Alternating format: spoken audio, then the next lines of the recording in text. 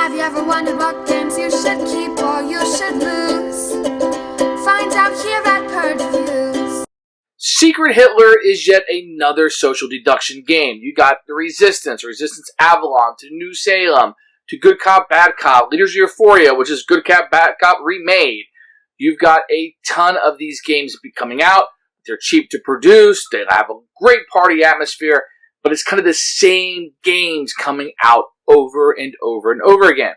Well, the makers of Cards Against Humanity have come out with another game that they hope interests you because it has Adolf Hitler in it. And somebody at the table will be playing as Adolf Hitler, and a number of people at the table will be trying to assassinate Adolf Hitler while the other side is trying to keep him alive, or if you are him, not die! You don't want to die if you're him. You want to win and reign supreme, and that's a little bit crazy in your head because we've all been taught and bred to think he's a bad guy. Let's get rid of him, and rightfully so, right? So this is a different type of game, and that brings that Cards Against Humanity type of humor into it, where you're kind of pulling at your morality a little bit that, do you want to keep Hitler alive? This is a really fun little game. I do like it quite a bit. I think it's a really fun social deduction game, but does it bring anything to the table that everybody else hasn't already done? Well, not really. If you don't like the Resistance, or you don't like maybe something as long as Battlestar Galactica, then this could be a place to go. But I don't know that this is like the best social deduction game that's ever been put out on the market. You know, it doesn't have the flaws of like Spyfall, where everybody doesn't know what the cards are, but it's kind of fun in the respect of the theme of trying to get rid of Hitler, and that's where it's going to pull you in or push you out. Are you going to be attracted to that theme or not? Because there is some voting that's going on. So this time you're not just voting on going missions, which borrows heavily from Resistance, but you're going to be voting on who's going to be the Chancellor. Now, depending on how many players you have, certain spots will give certain powers. Well, you want to kill somebody, so you want to stay hidden. It gives you reasons to stay hidden, which is really, really good design.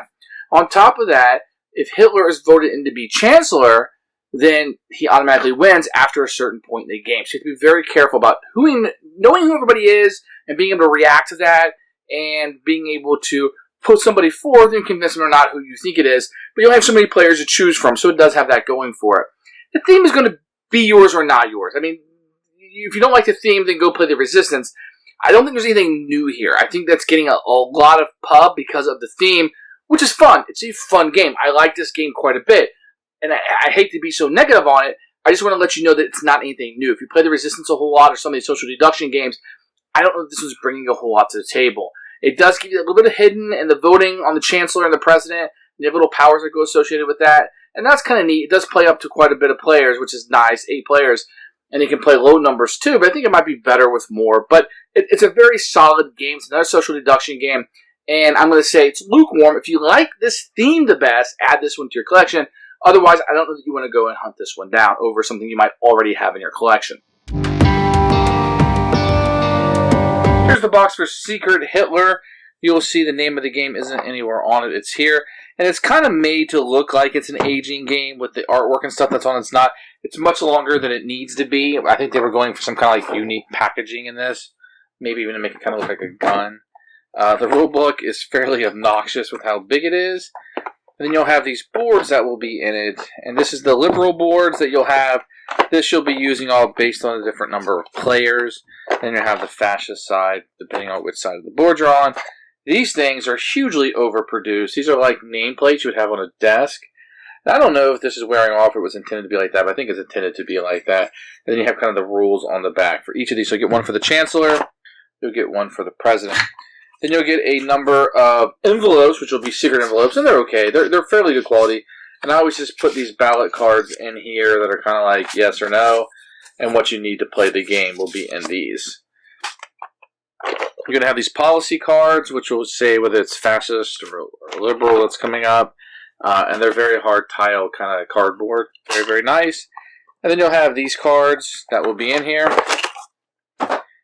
That will just signify where the draw pile and discard pile goes, so you know the difference. And these are the policies. So everything is fairly nice in this game. I do like it quite a bit. Components are really good for this game. You have a nice custom insert inside, so great job.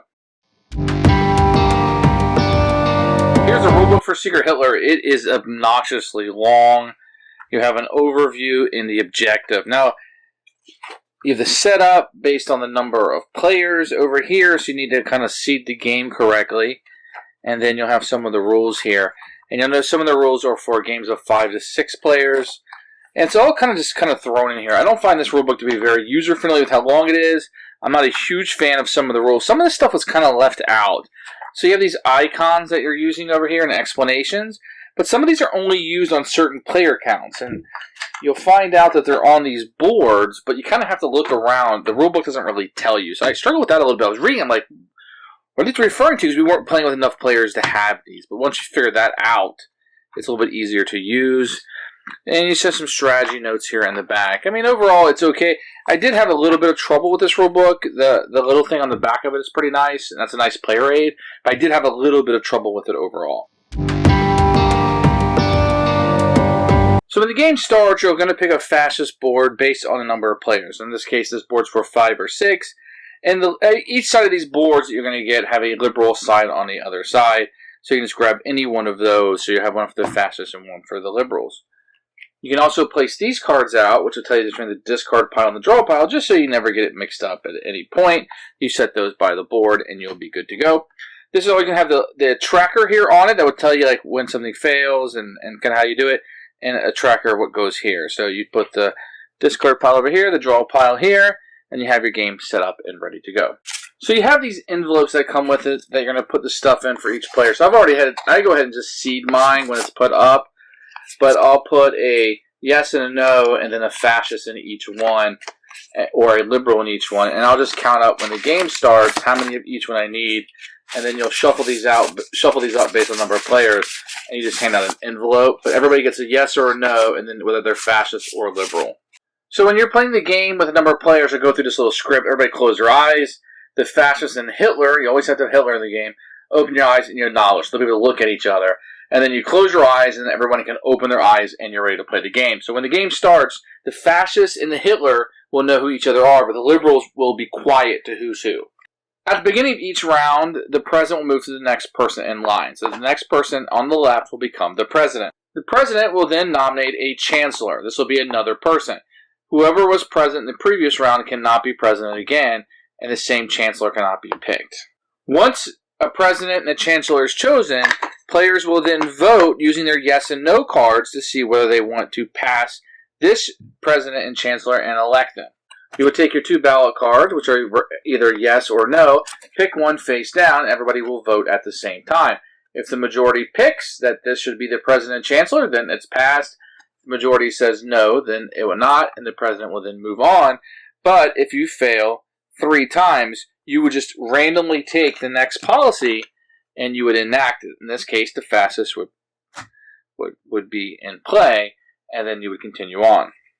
If the president and chancellor are agreed upon, then you would go to the legislative policy. And that means the president would choose 3 of these policies, and only he or she would be able to see it. In this case, he received 2 fascists and liberals. Well, if he's a fascist, he wants the fascist policies to pass. If he's a liberal, he wants that to pass. So now he has a choice here. I've got 2 fascists and a liberal. He could get rid of the liberal if he's a fascist, and then the chancellor would only have to be able to choose from this. And then if the fascist ever said anything, he would try to say, well, look, there I drew 3. I had to get rid of 1. Nothing I could do. Or if he's liberal, he might want to get rid of this fascist, and then he can figure out the chancellor is liberal or fascist, depending theoretically on what he or she plays. If the president was in a situation where he drew 2 liberals and he got a fascist, he could technically take the fascist away and give the chancellor no decision, because he'd have to play one of these, thus scoring the liberal. But if he wanted to get some information out, he could literally get rid of this liberal, even if he's liberal and it's not in his best interest, because now he's giving this to the chancellor and allowing the chancellor to choose. That chancellor could choose the fascist, let's say, because he is, and then say, well, the president gave me 2 fascists, that's all I had, and nobody would be able to confirm or deny that. Or you could see him playing the liberal, whether he's fascist or liberal, and he could play that and trying to grow favor with the president, saying, look, I had a choice. The president could confirm or deny that if he so chose, and say, well, I picked the liberal because I am liberal, even though he's fascist. So there's a lot you can do with this interplay to try to figure out who has what, and over the course of the game, if you ever play something like Resistance, you'll know that you're just trying to get more and more information. So based on whatever policy was enacted by the chancellor, let's say he chose liberal, this would go here. If there's ever enough liberal to fill this up, the liberals win. Let's say he had chosen fascist. then he would put a fascist tile out. Now, sometimes when you go into the fascist, you're going to be covering up one of these powers. So let's go through these, and all the boards might have something different. So I'm going to take these off and kind of show you what they are. This fascist board, the president examines the top 3 cards, do not change the order, so the president can kind of know what's coming out.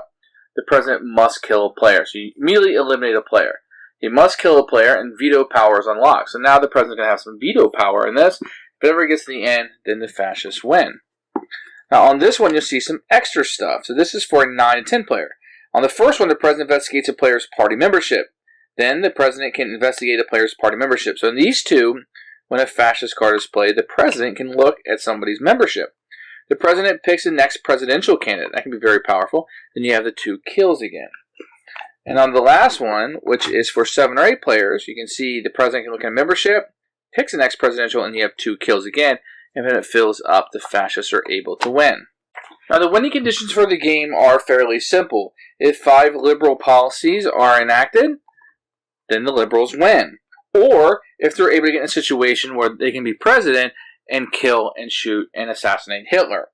Now the fascists will win if 6 fascist policies are enacted, or Hitler is elected chancellor at any time after the 3rd. So once we get to here, this spot where he goes over to the 3rd one, if Hitler's ever the chancellor, he can reveal that he's Hitler after he's been voted positively to be the chancellor, not just recommended, but voted in, then the fascists would win automatically. Who should buy this game? People who don't mind the humor of it or the macabre nature of it, of being Hitler and trying to be Hitler and survive, knowing all that kind of goes along with that. You're going to like that Cards Against Humanity type humor. If you have like maybe some college-age kids, they could really get into this. This theme is going to attract them.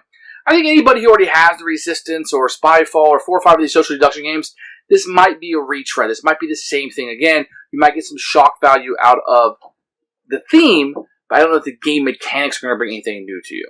Thanks for watching the video. I really appreciate you tuning in. If you liked it, please like it and hit that little subscribe button. That really helps out the channel, lets us know that you're getting the videos that you want. If you agreed or disagree with what I said, feel free to comment below. I'd love to hear what you have to say, and I promise that I will comment back. Thanks for watching, and everybody else, keep playing games.